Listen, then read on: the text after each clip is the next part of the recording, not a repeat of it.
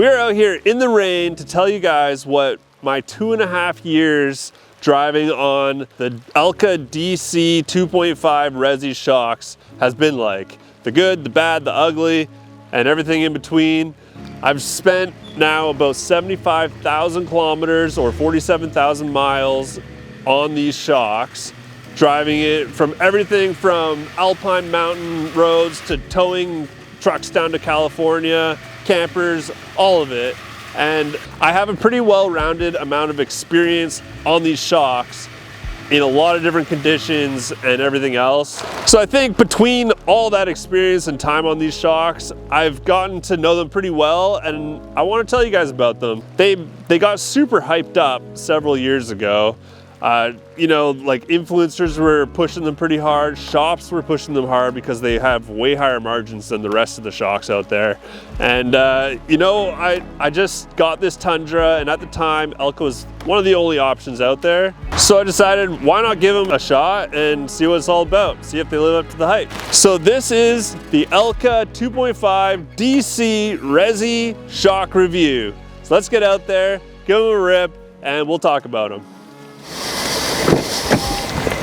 So when you first bolt on the Elka DC 2.5 Resi shocks, which is basically a mouthful of words to say that they have dual compression adjusters, they have a low speed and a high speed, as well as, you know, obviously they have remote reservoirs. So you first bolt them on, you drive out, and you hit dirt. Truck's not very heavy, it's light, it's pretty much stock other than the suspension. You might find yourself a bit underwhelmed, honestly. The front performs good. You know, they're nothing to write home about, but they perform good. But the rear is quite loose. You hit a lot of small bumps, and the back end's skipping all over, getting sideways and not in the fun way. And they're just mediocre, really. But I can't blame Elka too much for that, because it is really hard to tune any vehicle that's too light. And if you have an empty bed, you're not gonna get good performance really no matter what you do. So they've tuned their shocks more for the Overland crowd. So you have weight on your truck, you have a rooftop tent, you have a camper, you have all your gear. If you guys are watching this video, then I know you already have that stuff, so you're not too worried about this segment of the video. But you know, it's important to talk about for the people that might not have that. So yeah, I feel like lightweight, they're a little underwhelming. But when we get into the heavyweight, things change quite a lot. I drive this truck with a camper on it. I have quite a lot of weight on the back a lot of the time, especially when we're doing trips and stuff. I've towed with it, all that kind of stuff. And as soon as it's loaded up, the shocks feel totally different off-road. The truck feels a lot more planted. It doesn't skip all over the place. And honestly, I rarely end up airing down my truck because they're very soft. They feel really smooth over small bumps and everything else. The problem arises as soon as you want to, you know, hit anything a little harder, or maybe you're comfortable on a smooth dirt road and suddenly there's a big pothole section and you just slam into it and the truck's bottoming out and you're just going crazy. So that's kind of the downside of having a shock that's so soft. Like, they're really nice for mellow driving, but as soon as you're pushing it a little hard or getting into some bumpier stuff, it's gonna be a rough ride. So you think, well, why don't you just use the adjusters and, you know, dial up the compression and you know, tune them for the heavier weight? Well, let's talk about the adjusters, because the adjusters are there.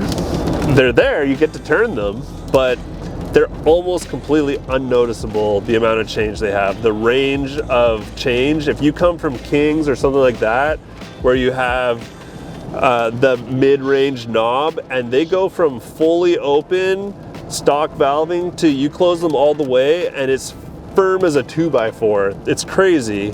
You come into the Elkas and you crank them all the way open, all the way closed, there's very little difference in performance.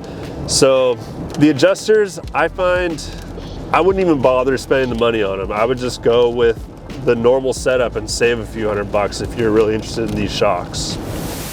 So we got OnX sponsoring this video, so huge thanks to them.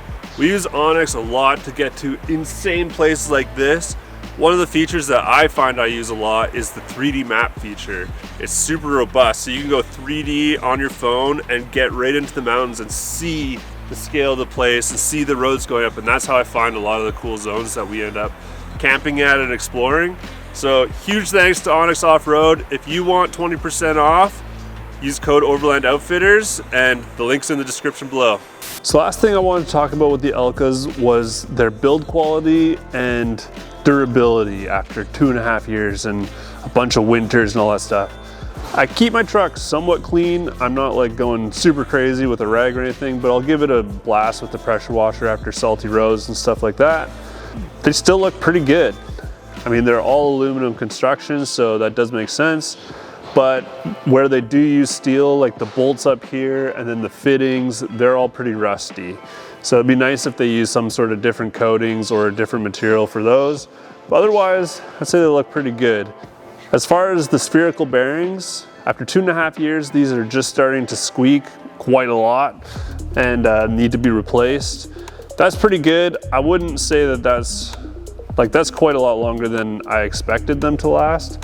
Elka does use some seals that go around the misalignment spacers, so the bearing itself is kind of protected from dirt getting in, but I find a lot of the time that the dirt just gets behind the seals and stays there with those. So when I install these, I put grease behind the seals to try and keep water and stuff out more. I don't know if it helped or not, but these did last longer than I expected, so that's pretty good.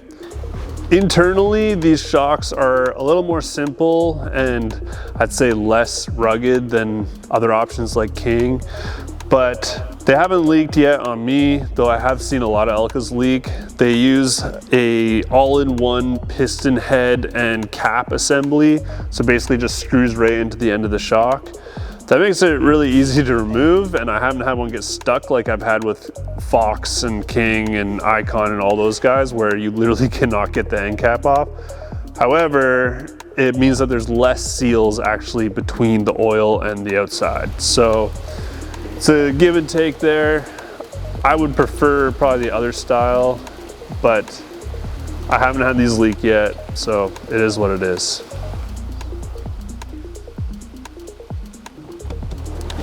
So who are these Elka 2.5 DC Resi shocks for? Are they for the hardcore guy that's going mashing off-road just to have a good time?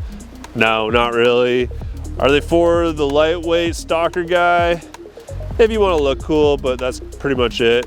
I think the people that would be looking at these shocks are the people that are more into the overlanding type builds, where they're a little heavier, they're not really driving super hard roads, they're more into the smoother dirt roads, trying to get to cool camp spots, but they don't want to push their truck or risk damage, anything like that. It's just, you know, you want to be comfortable while you're driving some dirt. These shocks perform really well there, though I would skip the compression adjusters completely. They don't seem to really have much effect anyways. But at the end of the day, for the price of these shocks, if you're just a chill overland guy, there's a lot of better options that are probably half the price. So I'm kind of left wondering, what are the point of these shocks? Because they're not tuned for the hardcore guy that really needs the extra oil capacity in the reservoir and all that stuff. And they're too expensive for the chill dude that's just driving some mundane dirt roads.